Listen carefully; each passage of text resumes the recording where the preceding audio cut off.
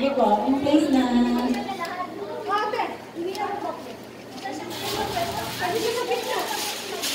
Mag-video, pinggit natin. Pwede lang ka rin. Huwag, pwede yan.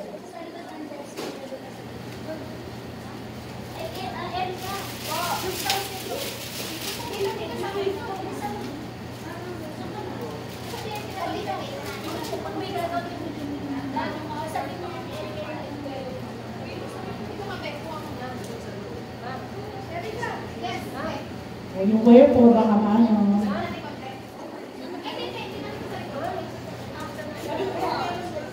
Ate, excuse you po, ano, baka maano kayong makatid. Yung po ano ng mic, pakitignan. Wala na. Ano kayo na? O, in place na po tayo. Tatawagin ko na po sila. Okay na? Ate May? Ay? Hello? Dapat ako sa gitna kasi. Kasi ako dito lang ako. Hindi mo na sila pupunta. Ano mo kung ganahin dito? Dito na. Pwede dito tayo. Dito tayo. Dito tayo. Wala nang polycom dito. Hawak mo muna. Atawagin ko.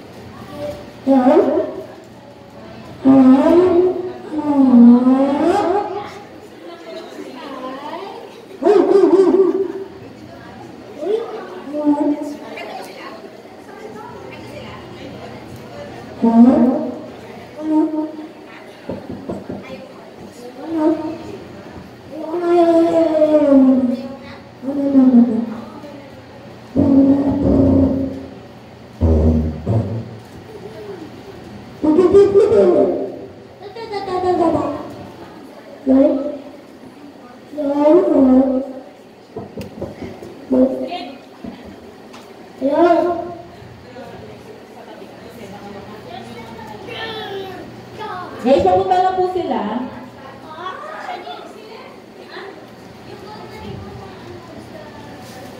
Beijing, Ate May. Beijing.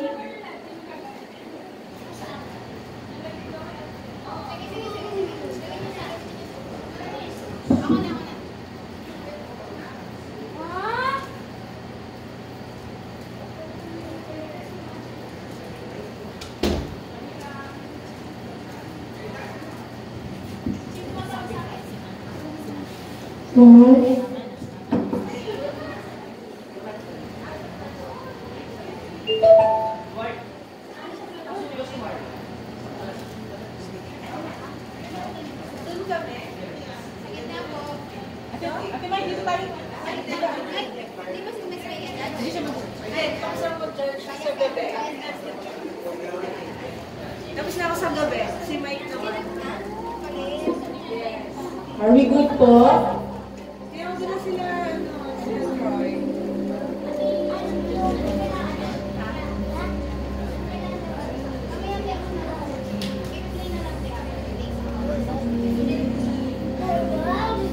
Lahat po ng mga manunood, dun po tayo sa first base sa dulo or sa middle aisle dulo. Lahat po ng mga manunood.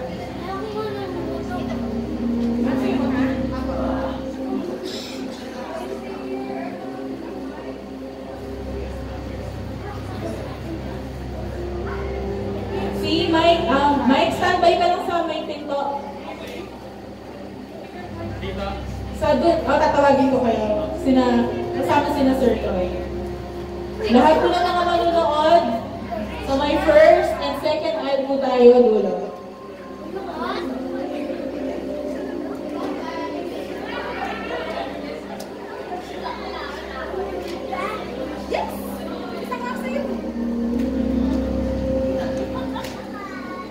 Are we good? Lahat po ng mga manunood, doon po tayo sa may first and second aisle dulo.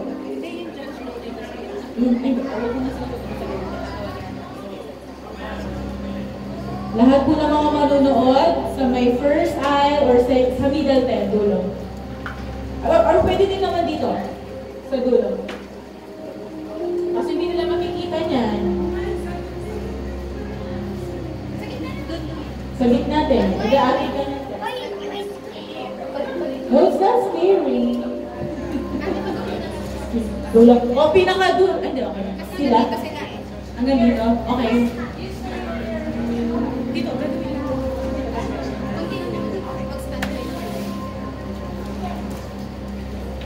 Are we good? Okay. Okay, ready na po tayo?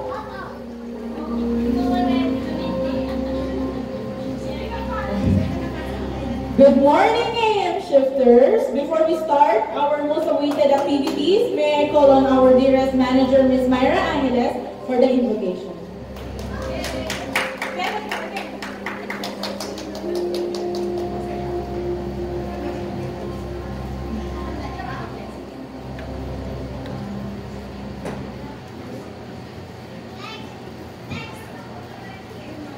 Let's bow our heads and place ourselves in the presence of the Lord. Dear Lord, we stand before you in humble prayer before we start this program. As we come together today, we give you thanks for good gifts you give us. We realize that without your blessings, we would not be able to succeed with the plans we have for this activity. Bestow your grace and divine wisdom to all of us present here so we could cooperate and enjoy camaraderie and love for the greater glory of your name. Bless also those we have left behind in our homes. May you grant them peace and happiness as they go about their activities. Bless people around the globe that they may enjoy peace and the goodness of your love. We ask you all this through your mighty name. Amen. Thank you, Ate Mai.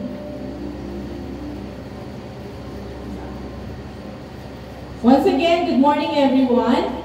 You know what? We are indeed lucky because Microtel, it's on its special way, is making an effort for its employee to enjoy and have fun. Kahit sa konting oras lang, pero yung konting oras na yun, it creates memorable experience, bonding, and a friendly competition.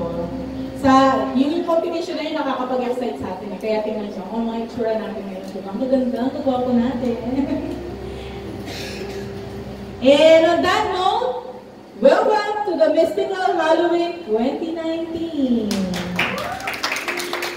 On the first set of our program, there will be two groups that will show their own version of mythical theme. And then we also have the best costume individual category. So may I call on again Ms. Myra for the criteria of judging.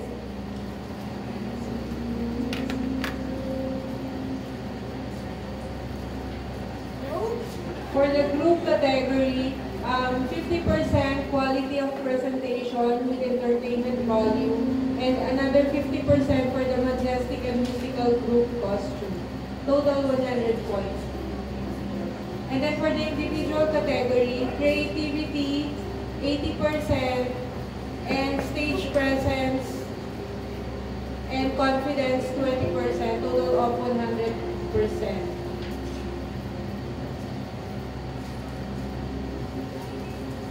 So, we'll start the program. Good luck and happy Halloween, everyone.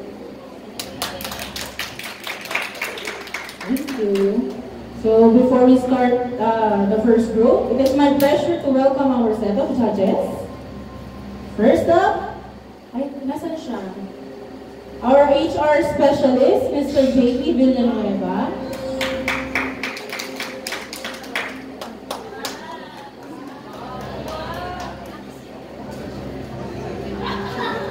Yan, sa gitna po tayo.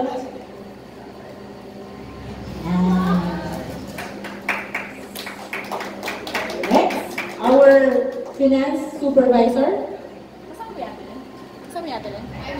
Ayun, I'm here. Supervisor, Ms. Marlene Manae. Third one, our program manager, Mr. Michael Rivera. Next, our HR manager, Mr. Troy Nicolas. And of course, the ever beautiful, my favorite. palapakan nito ng evaluation ko. Our General Manager, Ms. Trisha Gulayan! Down ko pa rin yung ate ko. And also, we would like to acknowledge the presence of Mr. Jerome Ginto. Yeah. Thank you for coming. Okay, this is it. Let's... Magkaya ba? Mag-judge ba? And our official photographer, the Queen. Ayan tayo, the Queen. Miss Lorelai Misna.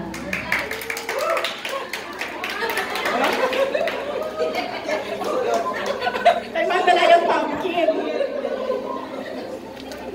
Okay. First look. Pasara daw po yung pinto. Thank you. Okay.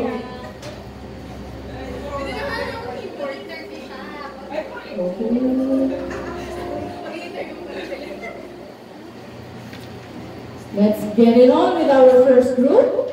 Let me call on Jeffrey, Edward, Christina, Marianne, Kimberly, Julian, MJ, Thelma, and Erica. They call themselves Mystical.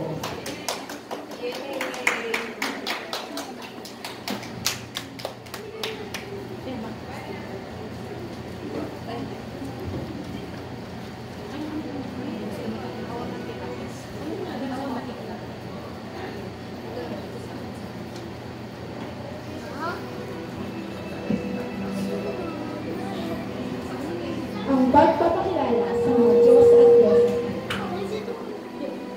Ang mga Grego ay pinikilalang makapangyarihan at may tagapangunan sa kanila. Sila ay hindi naniniwala sa mga Diyos ng Ehipto na kalhating tao, kalhating hayop. May kakaibang itsura, may pakpak, o di kaya ay may ulo na ibang lalaki. Ang mga Griego ay naniniwala sa mga Diyos at Diyosa na kawangis lamang ng tao o mortal. Ngunit sila ay may kakaibang taglay na lakas at kapangyarihan. Sila ay naniniwala na simula ang lahat kay langit at lupa, ang mga magulang ng Titans. Ang mga Titans ay malalakas at malaki, ngunit hindi nagtagal sila ay tinalo ng mga Diyos at Diyosa ng Griego. Samahan niyo ako ngayon upang kilalanin natin ang mga Diyos at Diyosa ng Griego.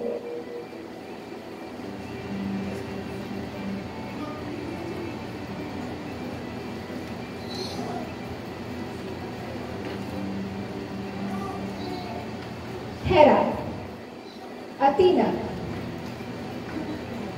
Artemis, Aphrodite, Persephone, Poseidon, at si Zeus.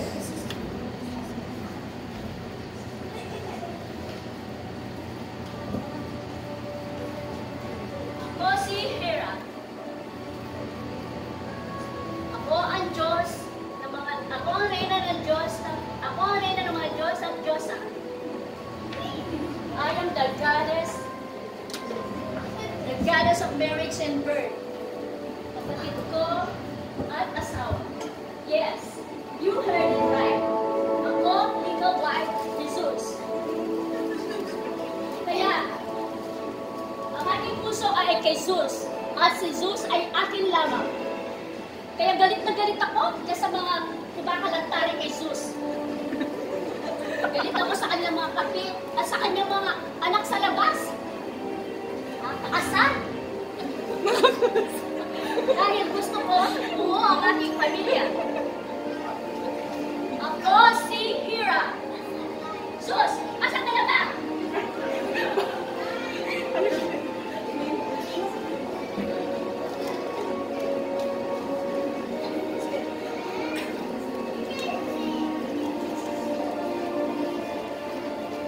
Ako si Zeus.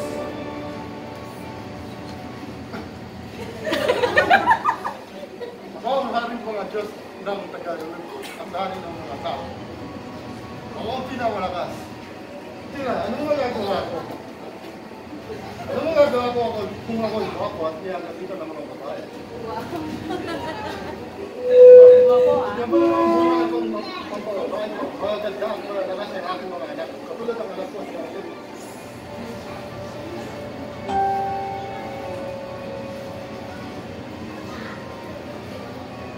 Ako si Artemis, ang diyosa ng pagubatan, pangangaso at talampas.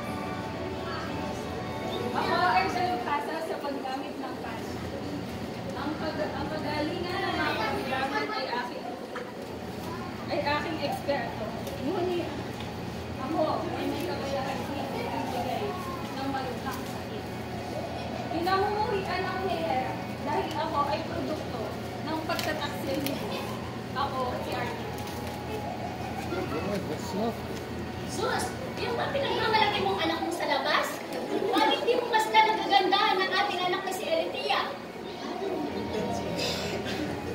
Ako si Eritrea, anak ni Jesus at Hera, ang Diyosa ng pagdadalang tao at mga anak. Ngunit, kaya ko ding hadlangan ang pagdadalang tao kung ito ay aking nanais. Taglay ko ang makapangyarihang simbolo na ito na may kakayahang bumigil, magpadali, o magpahirap sa pagdadalang tao o pagbubunis. Ako si Eritrea.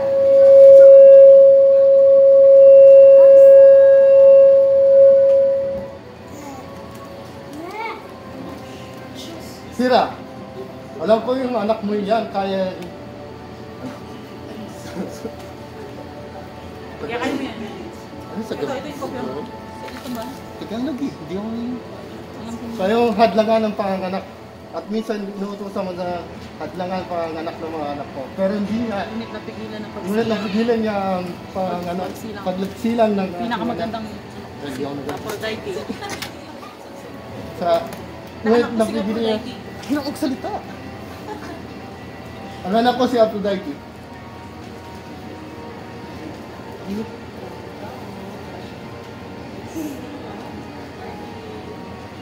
Ako ang Diyosa ng pag-ibig at kagandahan.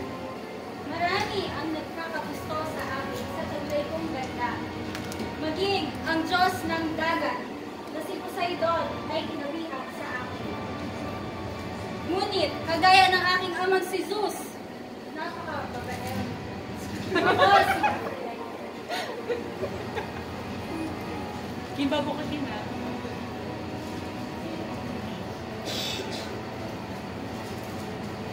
Ako si Poseidon. Ako ang Diyos ng dagat, bagyo, lindol at lupa. Ano man ang gustuin ko ay aking makakamtan sa aking kapangyarihan. Walang sino mang makakapigil sa aking mga nais. Lahat ng aking ibigin ay aking nakukuha. Ang kagandahan ni Medusa ay aking napa sa akin. Ang pag-ibig niya na nasa kabilang na Hindi, nandun siya. ay, nandun talaga. Nasa loob. Kaya't nabuhay si Pegasus na nasa kabilang lugar. Sa ating nagawang kasalanan kay Medusa, alam kong ako'y parurusahan at ina. Ako si Poseidon. Ah.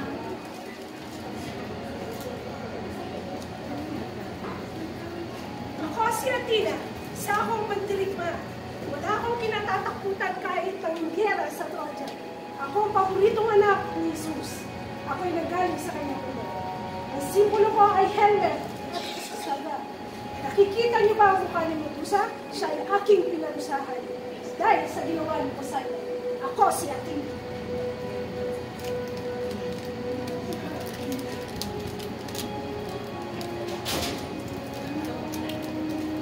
Athena, alam kong pinarusahan ko lang si Medusa dahil hindi mo kaya kalapanin. Mali si Zeus na siyang pinakamalakas dahil ako ang pinakamalakas. Hoy! Nagkakamali ka, Poseidon! Sapagkat ang pinakamalakas ay ang aking asawa. Hades! Ako si Persephone, ang Diyosa ng Tagsibo. Hindi ko naman akalain na ako'y dapin ng aking asawang si Hades. Ako'y nagmahal sa kanya, kaya dahil sa batas ng sa ilalim ng mundo, ako hindi lang muling nakabalik sa aking inang si David. Kaya ako kahihiyan, ng kamatayan. Diyosa ng Kadiliman. kaya sa akin ang iyong mga kaluluwa. Pero huwag kayong makalala. Nagpagawa ng demonyo ng sarili. Kaya kung gusto nyo matabi, itulo. Itapat nyo lang sa ilaw. At ako'y darating. Sabihin ako Ako, si Persephone.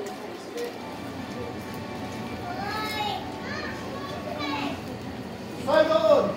Jesus! Akala ko kasi, pero magpupros ka. Hindi natin gusto ng malakas. Ngunit sa huli at sa huli, nasa ating mga tao lamang ang mga masasabi kung sino ang ating sasambahin at paniniwalaan.